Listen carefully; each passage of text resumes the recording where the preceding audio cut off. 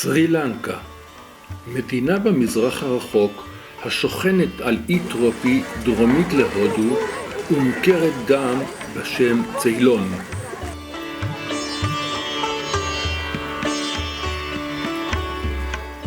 אחד האתרים המעניינים נמצא בפינאוולה, הוא בית יתומים לפילים. לכאן מובאים פילונים שאיבדו את הוריהם או שנפגעו, וכאן הם משוקמים ומטופלים עד להיותם מסוגלים לחזור לטבע.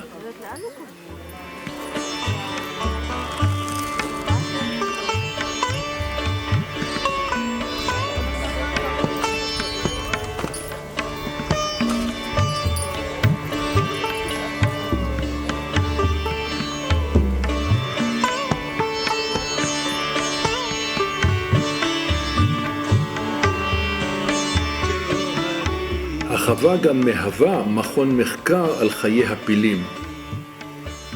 הסיבה העיקרית לטיפול בעשרות הפילים נובע מעקרונות היסוד בתרבות ההינדית, גלגול נשמות והקרמה. לפיהם, מעשינו בגלגול זה משפיעים על מעמדנו בגלגולים הבאים, ועשיית מעשים טובים תקרב אותנו למעמד גבוה יותר בגלגול הבא.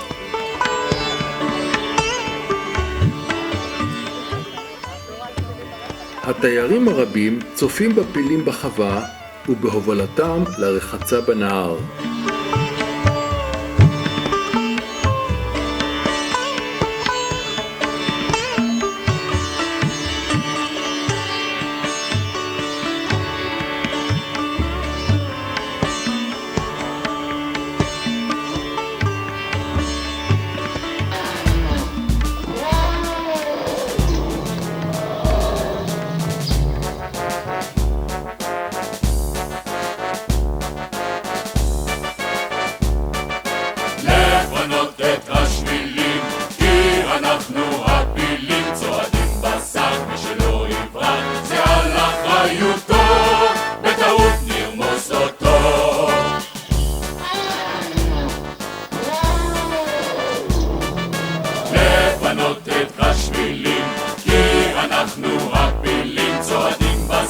שלא יברח, זה על אחריותו, בטעות נרמוס אותו.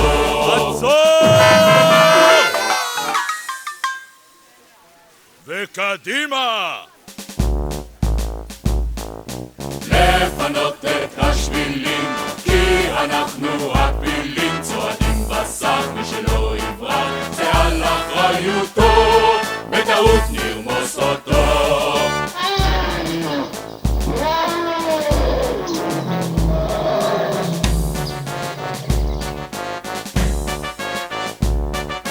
לפנות את השבילים, כי אנחנו הפילים צועדים בסך, מי שלא יברח, זה על אחריותו, בטעות נרמוס אותו.